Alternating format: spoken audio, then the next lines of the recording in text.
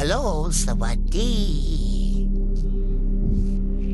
กินเม็ดทานตะวันกันดีกว่าวันนี้ ดูเลย มา กินเม็ดทานตะวัน กินเล่น กินเล่นทั้งวันนี่แหละ ก็ไม่ขม กินหมดละให้มันเอามาให้แม่เอามาให้แม่กินให้หมด